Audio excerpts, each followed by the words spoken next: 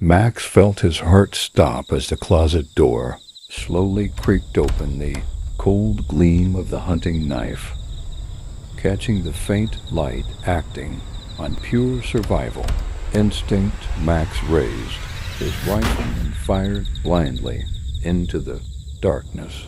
The deafening blast echoed through the bedroom, forcing the doll masked killer to stumble back. Max seized the split-second opportunity, scrambled out of the closet, and sprinted straight toward the bedroom window.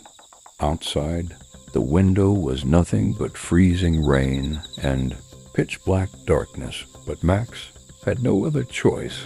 He shattered the glass and leaped out, landing hard on the muddy ground of the backyard. A sharp pain shot through his leg, but the sheer adrenaline kept him moving. As he struggled to stand, he saw the back sliding door open, and a third killer stepped out carrying a heavy iron rod. Limping heavily, Max ran with everything he had left, heading straight into the dense woods behind his property. Behind him, he could hear the heavy footsteps and the distorted, taunting laughs of the three killers echoing through the trees. The forest was choked with a thick, low fog, making it almost impossible to see. Max dove behind a massive mossy rock and watched as three bright flashlight beams began cutting through the mist, searching for him. Max knew that if he stayed frozen there, he would be caught. He checked his rifle. There was only one single round left in the chamber. Suddenly, a harsh beam of light hit the rock right above his head, and the sound of twigs snapping came from just feet away. Max took one deep breath, aimed his rifle into the fog, and prepared for his final stand, knowing it was either them or him. Max held his breath as the first doll-masked killer stepped right into his line of sight.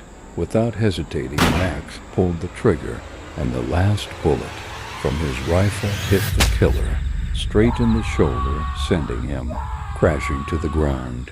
Screaming in pain, hearing the gunshot, the other two killers sprinted toward the noise, but Max changed direction and ran with everything he had left, heading through the thick trees toward the distant highway. Limping heavily, Max burst out of the woods and onto the asphalt of the pitch-black highway, where a suffocating fog covered the road. Behind him, he could still hear the rustling of the killers closing in. Through the brush, suddenly a blinding pair of headlights from a massive semi-truck cut through the thick mist. Max waved his arms frantically, screaming for help.